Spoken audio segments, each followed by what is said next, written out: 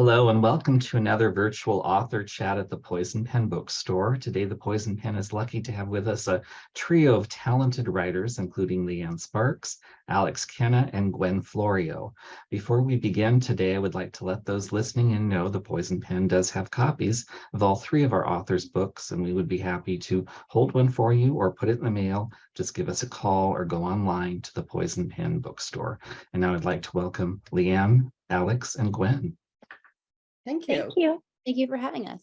Thank you for visiting today. I'm going to start you off, ladies, with a question about who you were before you became a published writer, or in other words, what is your backstory? And why don't we start with you, Leanne?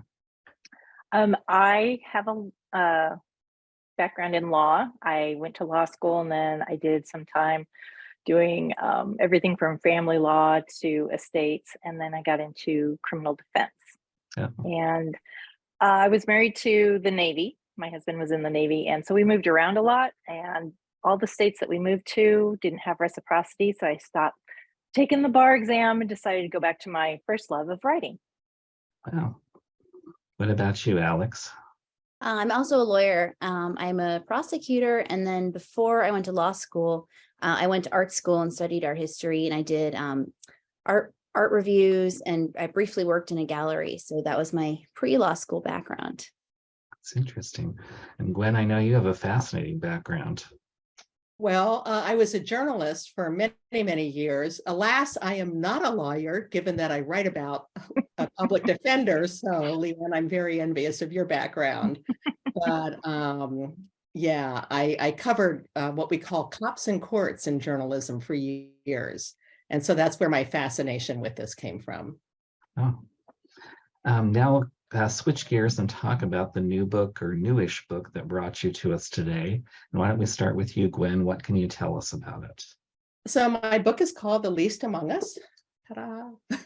And it is about a public defender who, one of her favorite clients, and he's her favorite because he's kind of one of those lovable ne'er-do-wells who's always showing up in court on stupid things, including the most recent, he streaked the St. Patrick's Day parade. So this is a timely panel for that. But suddenly he finds himself suspected of murder and then later formally charged. And she is convinced he didn't do it. Nothing in his background suggests that. But he's a transient. He's a pretty convenient defendant.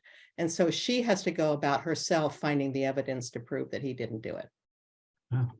It's fascinating. Alex, your first book is your debut, is that correct? Yes, it's my debut. It's called What Meets the Eye. My book is focuses on a private investigator, and she gets a case where a famous painter was recently found dead in her apartment, and it's suspected to be suicide, but her father thinks it's otherwise. It goes into a lot of different themes in the art world. There's an art forgery angle and a contemporary art fair angle. So that's my book. What about you, Leanne? So my book is Every Missing Girl, and it is the second in the Kendall Beck thriller series. The first one is The Wrong Woman, pointing the wrong way. Anyway, Every Missing Girl picks up where Wrong Woman left off, and it centers around an FBI agent, Kendall Beck, who has an unofficial sidekick in the Denver homicide division named Adam. And Adam's niece goes missing during a big investigation into a double homicide where a young girl is found that has been missing for months. So it's kind of one of those things where Kendall works with missing children in the FBI, and so she kind of takes over this investigation, but she's walking a thin line because it is so personal to Adam, and she's trying to be professional, but she does know this little girl. So, and they're not really sure if she's run away, if she's been kidnapped, or what has happened to her. So it goes down a lot of different avenues. All of your books are being marketed as procedurals within the mystery crime fiction genre. For someone who's not familiar with that term or that idea of a mystery, how would you explain a procedural to them? And we'll start with you, Leanne. Well, I think it centers around how police investigate, or any type of law enforcement investigates, and it's heavy on their procedural, and how, they go about investigating certain crimes. And so it very much is, we try to stay as close to how those things would happen in real life without being tedious and boring.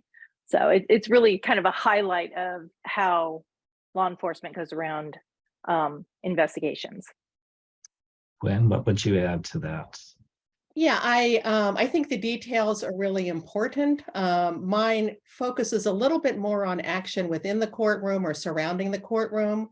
But again, I want to be sure I get things right. One of the complaints you hear sometimes about crime novels is people go, or on TV shows, you hear it even more, busting into houses without getting a warrant. So again, those are things I want to get right. I want to get the fact that you've got to be charged within a certain amount of time, those sorts of things. So I spend a lot of time looking in the Montana Code annotated. I was living in Montana when I wrote this. And again, wanted to be sure. In Montana, the charge is homicide, not murder. Just little things like that. So that's what I kind of look for with procedurals. Again, you don't want the details to bog it down, but boy, you sure want them to be right. Would you add anything, Alex? Yeah, I mean, my book is not a classic procedural. It's kind of procedural adjacent. My investigator is a former cop and a public defender. And I had originally started writing her as a cop, but I got a little bit intimidated by that same idea of making sure that everything is perfect without, and I could kind of envision, would a police officer read this and think, no, that's not how we get a warrant. So I kind of gave myself a little bit of leeway, but I guess I would probably think of it as maybe a little bit closer to life than sort of something on the cozy end of the spectrum, where it's more entertainment, and you have maybe you have your charming older woman character who's an amateur sleuth and solving murders, and they're super entertaining. But I think procedurals try to be a little bit closer to crime investigation as it would actually unfold in the real world. That's good. That's interesting.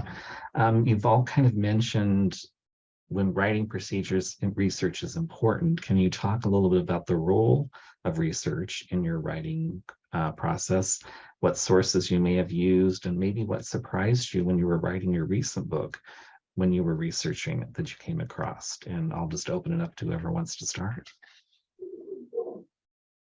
And we're I'll all start. Or I'll I pick guess. someone. So I was lucky enough when I first started writing this series. I had a friend who was retired FBI and had retired when the Crimes Against Children unit was just being started. And back then it was not called that. It's gone through a few iterations.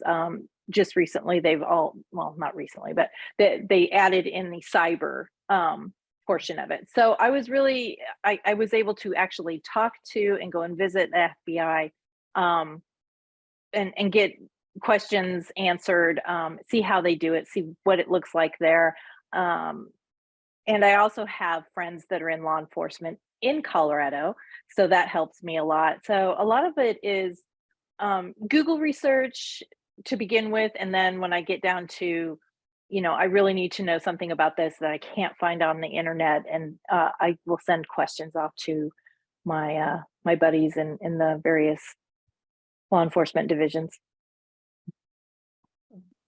I think my background as a journalist really comes in handy here, because I'm used to researching issues either prior to doing interviews or as I'm writing my stories. So that comes very naturally. I'm also used to just calling up people cold and saying, hey, I'm working on this and I would like to get it right. Can you help me? The other thing that really helped when I started writing crime novels, I was still working as a journalist, and I had to drop by the police station every day to talk to the public relations guy to find out what was happening. And I could ask him questions. And after a while, he started saying, okay, is this a job question or a book question? But again, I had sources right there in front of me. And I also have friends who are attorneys and public defenders, and they've been very helpful. Yeah, I think for this book, I did more research on the art side of things. I read a lot of books about the contemporary art world. I did a lot of just driving around LA and going to the fancier galleries and getting a sense of what they looked like, you know, watching the people who went in and kind of observing them. And then I think some of it I didn't have to do research because I had I'd studied art in college and I'd worked in a gallery. And so some of it was just kind of, you know, taking a little bit from my own background. And I think I probably do less research on the law enforcement side because kind of my standard is like, would an intelligent layperson think this is believable? And I like my professional background, I think, is close enough to law enforcement that I can usually get a pretty good sense of that. But sometimes if there's a specific legal question where I feel like, oh, well, I really don't know, then I might kind of look into that. But for this one, it was a lot more about digging into the art world, which was kind of a fun detour. Yeah, who knew the art world had such dark corners?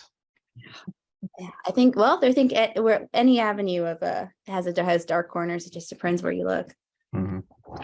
Let's talk a little bit about your process as a writer, because I know that can vary from person to person. I would think, though, just as a reader, that if you're writing a mystery, any type of mystery, you need to have some kind of structure in mind before you begin, like who did it, how it was done. You can't really kind of hope it all comes together at the end. But I've been surprised because there are some writers who do take that approach. So let's talk about each of your processes, and we'll start with you, Leanne.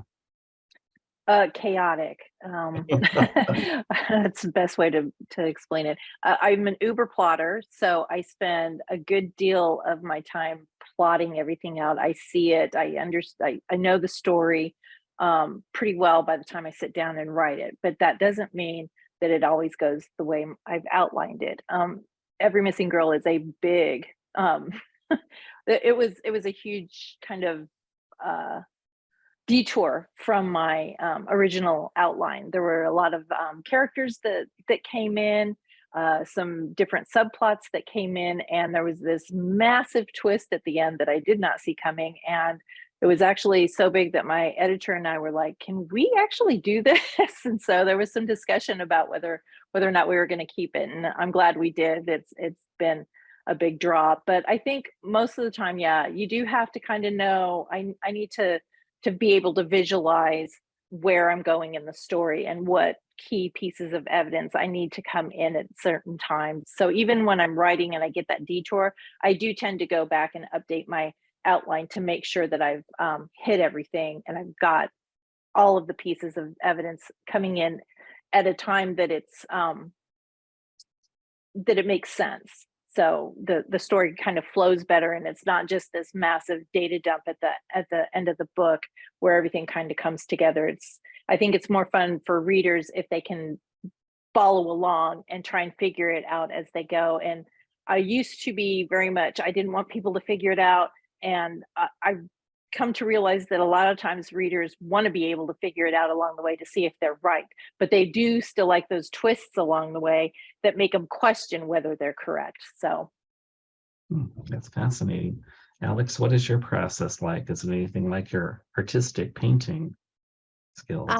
In some ways it is. It's I think I learned, I didn't study writing officially, but I think in some ways going to art school was very helpful because I learned how to kind of construct an image where instead of just sort of focusing on one little detail at a time, you sort of have to build it up in layers.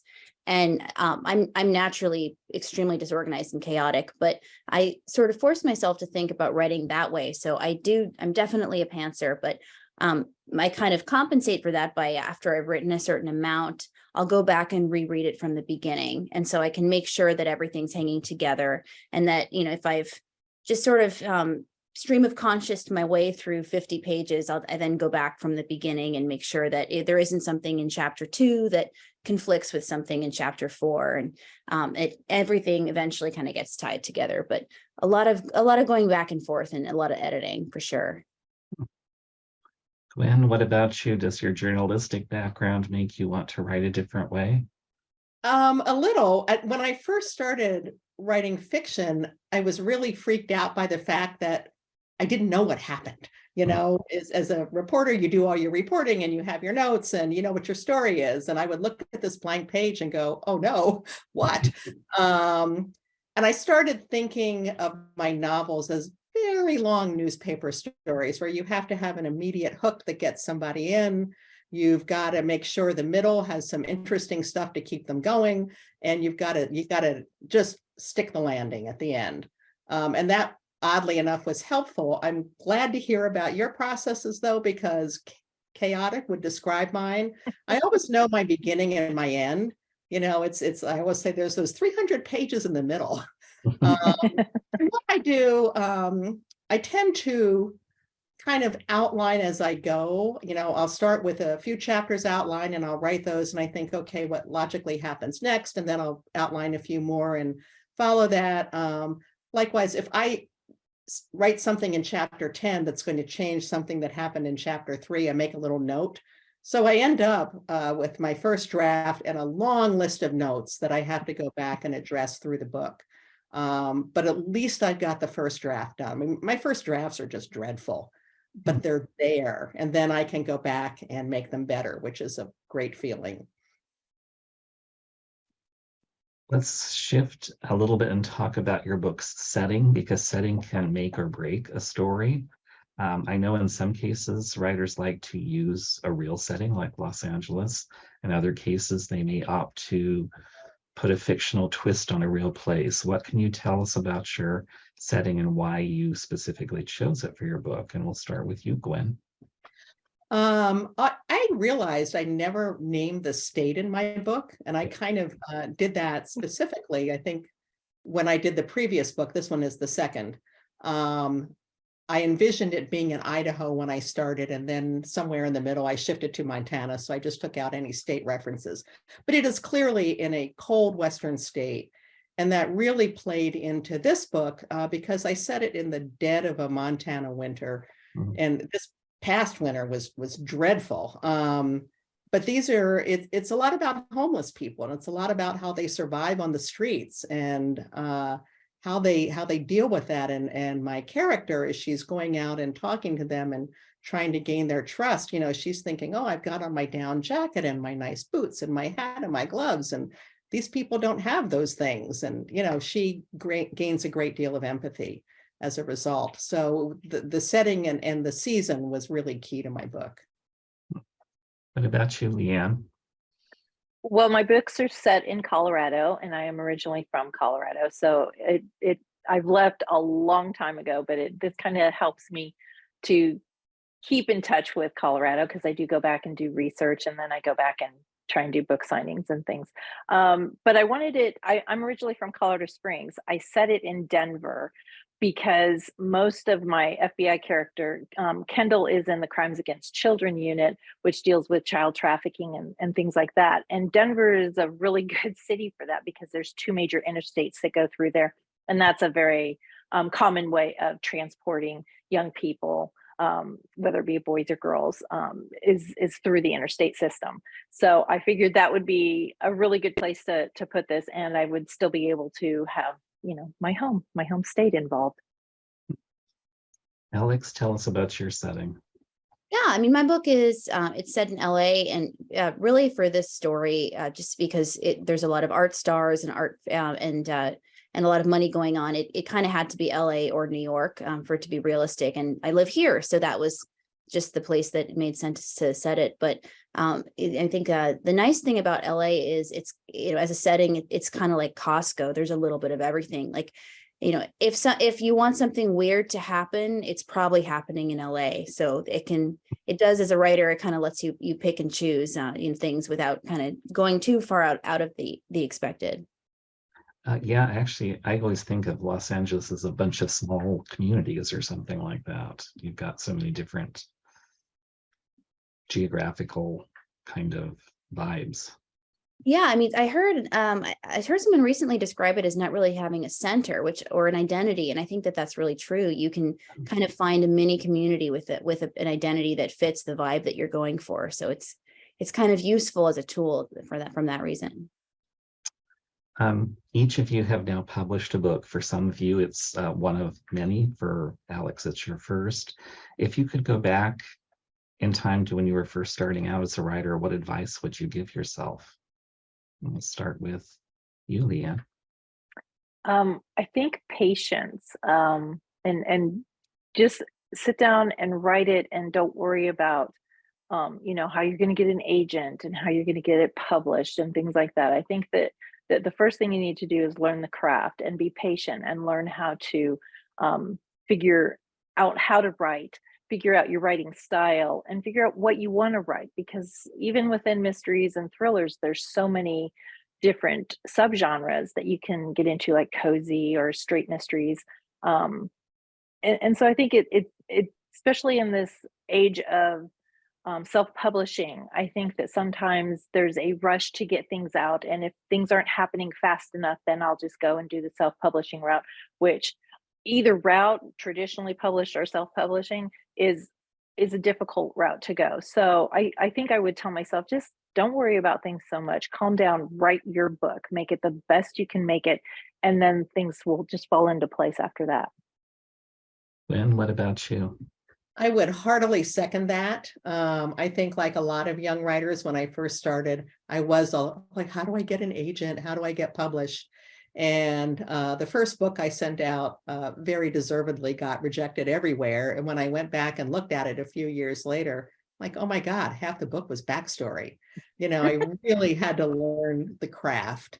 And then the second thing I would say, and it's kind of the opposite end of that spectrum, is have the next book in mind. When you are sending your book out, be ready when someone says, and what comes after this, to know. Either maybe if things are taking a while, you've already got a rough draft, you've already, have a completed manuscript, but you know what comes next. And publishers like that very much. Alex? Well, I think I want to borrow something from what Gwen said about process, which is like get it on paper. Because I think when we're first starting out, I know certainly for me, there's a tendency to polish the first 2.5 chapters over and over and over again. And it's been 6 months and you have this very overwritten, precious 10 pages. But I think it's the process of learning how to write a novel. You have to get the novel done, and then you can always go back and work on it. And I think the other thing I would just say is understand the market and be strategic. Figure out where you fall into the market. Figure out, if you're going to be selling this particular type of story, what other books are similar in terms of, what types of readers are going to be drawn to your book, what types of stories are getting attention, and, think about that, because you're not publishing in a vacuum. That's true. I think publishers, especially nowadays, always want those, I guess they call them comps or comparables when you're publishing a book, and who you're like and who your readership would be. So that's smart. Yeah, they definitely ask. They want to know, if somebody picked up this book, who if they like a certain writer, are they going to like your book? Is it similar to that? So definitely, I think that's an important part. Who would you suggest your books to if they've read other writers? Who are your comps, I guess? We'll start with you, Leanne. So probably along the lines, I write really dark stuff, but with a little bit of I'll say humorous. It's a little bit of dark humor.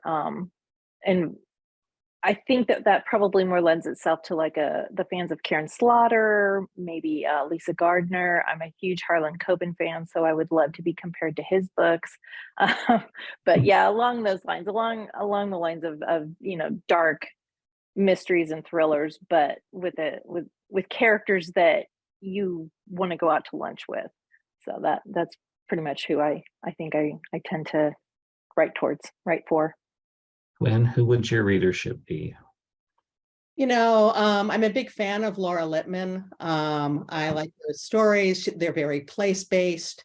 I think I might, hopefully someday slot myself in that category. I would never compare myself to Yo Nesbo, but I just finished one of his books. And one of the things I realized I like so much about his books is that there's humor in them.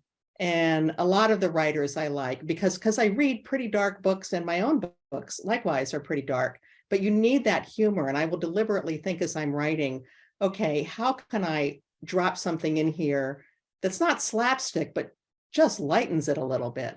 So I always go blank when I'm asked this question. You'd think I'd have a list written out, but those are a couple of people and some characteristics I like in books.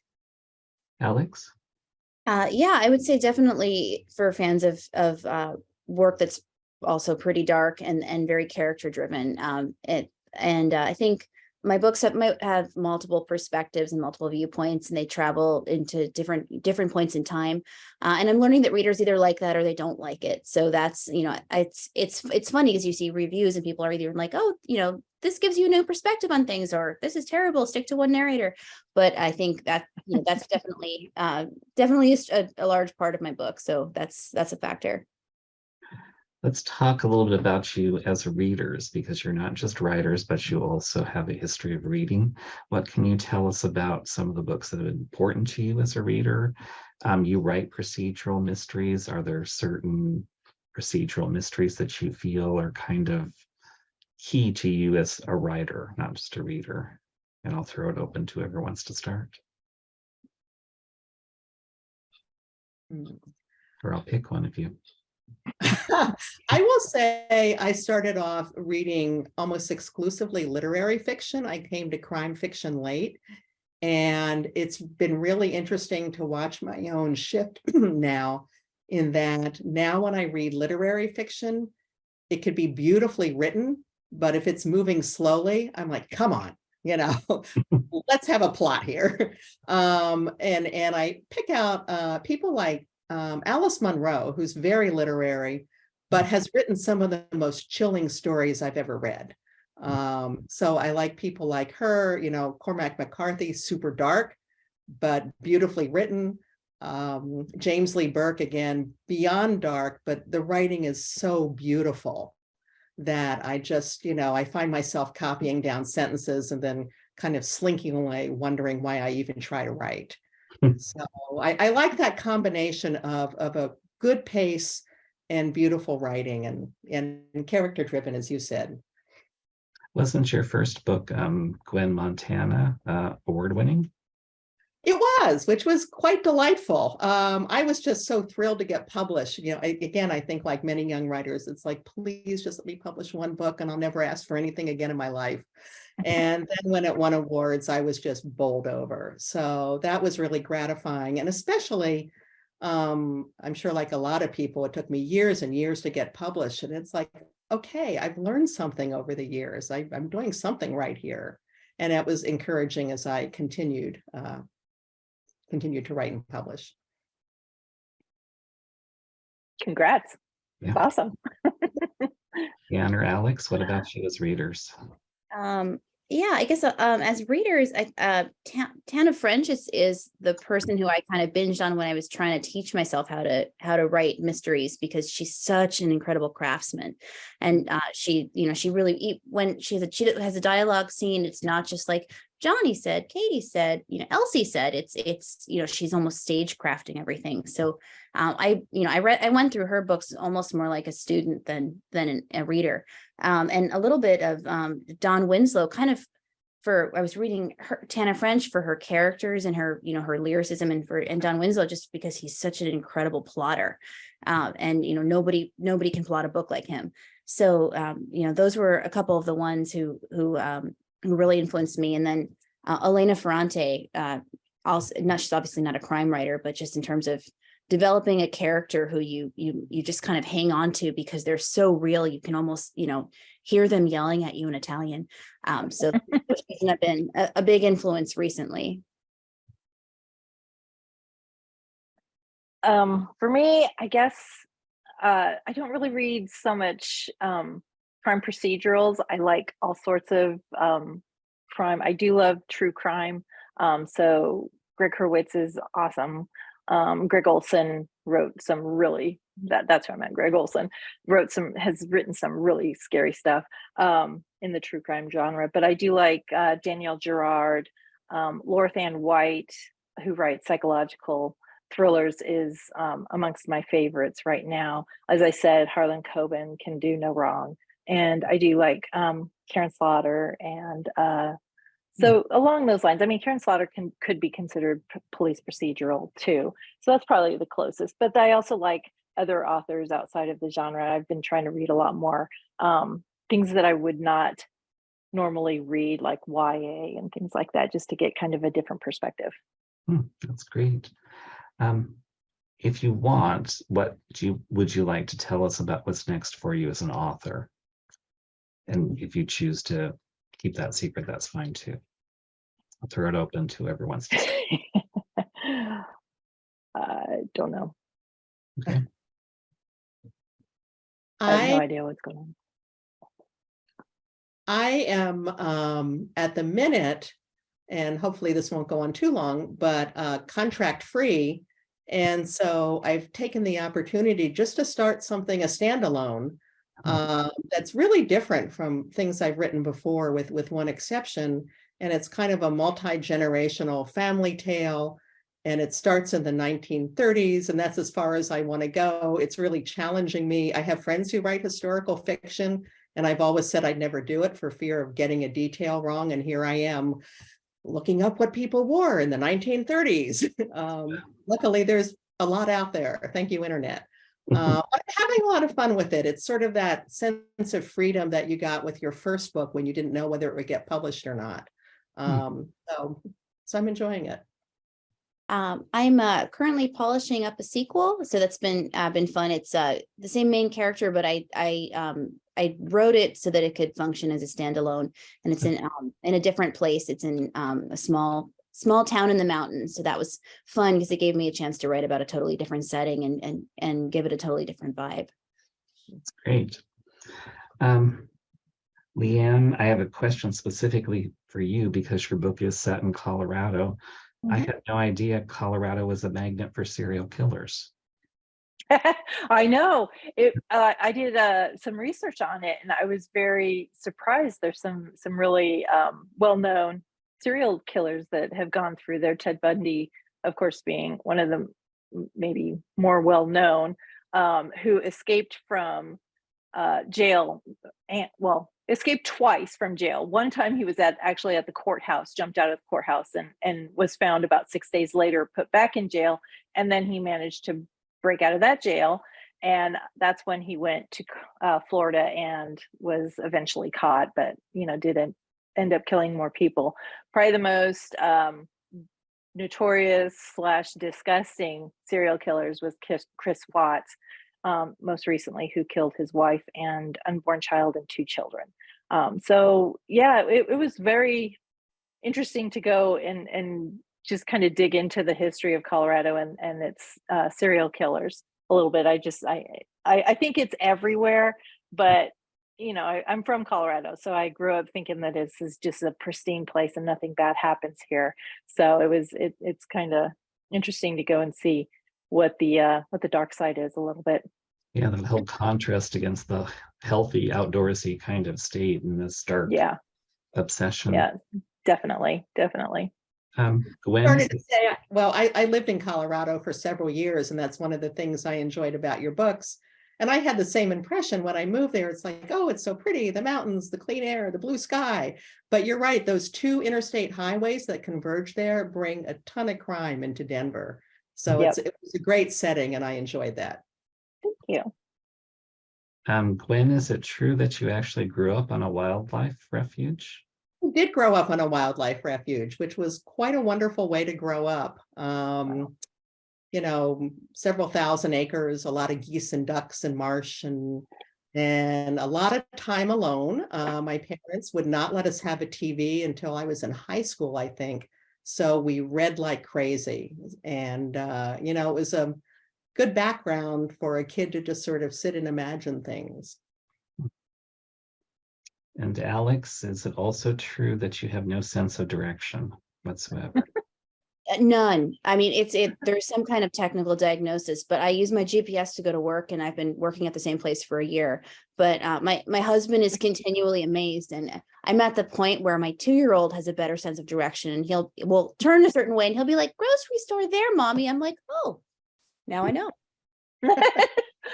I really empathize with that because again, we just moved here. We've been here a month now. The grocery store is 2 miles away and I'm still using my GPS. There you go. Yeah. Oh, People don't understand we're that. not alone. Just, you either have it or you don't. Yeah. It's been fascinating hearing more about your books. Before we run out of time, can you let us know how readers can learn more about you and your books, what social media platforms you're on? And we'll start with you, Leanne.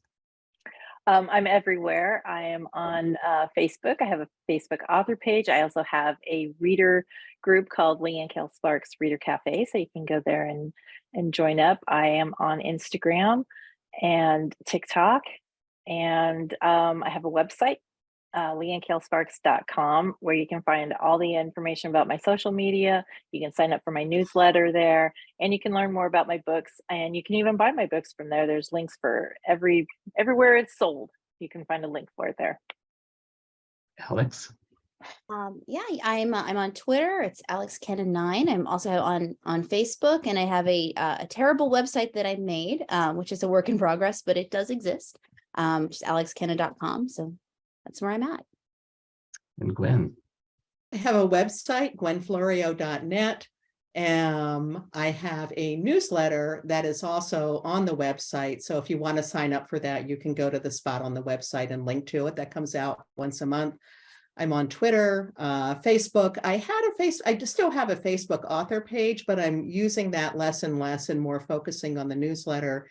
Instagram, every so often I drop in on TikTok. I think that's it. And everything is just Gwen Florio is how you find me. All one word. For those of you that are involved in TikTok, what is it about it that drives readers there?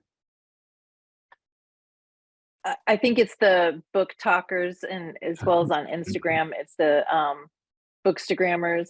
I think that they are, you don't have to, we used to have the blogs where they would do the reviews and things. And now, you go to TikTok and you just get little snippets, and you get people that have read it or either, like it or don't like it.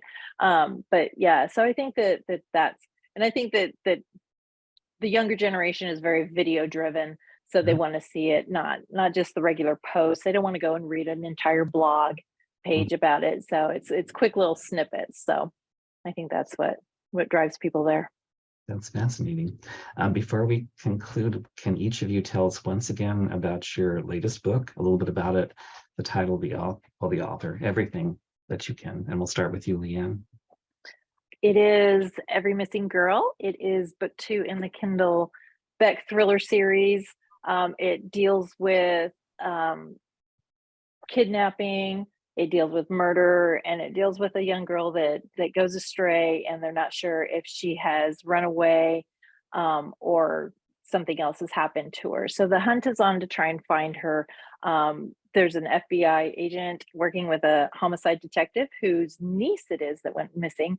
So it's a little bit of a trying to work professionally and personally and make those two worlds kind of to work together.